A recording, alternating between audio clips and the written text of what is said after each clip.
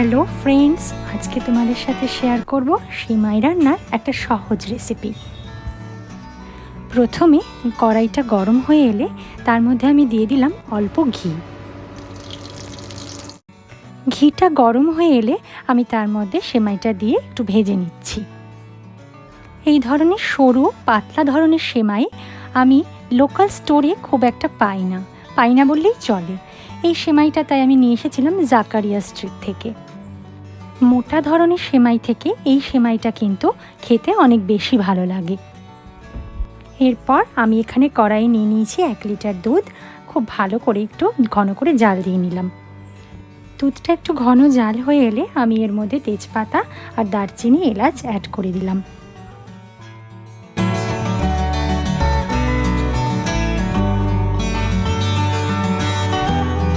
এরপর আমি অ্যাড করছি ভেজে রাখা সেমাইটা। এখানে বলে রাখি আমি একটু বেশি সেমাইটা ভাজা পছন্দ করি, তোমরা চাইলে একটু কমও ভাজতে পারো। এরপর আমি অ্যাড করলাম বাতাসা আর সামান্য চিনি।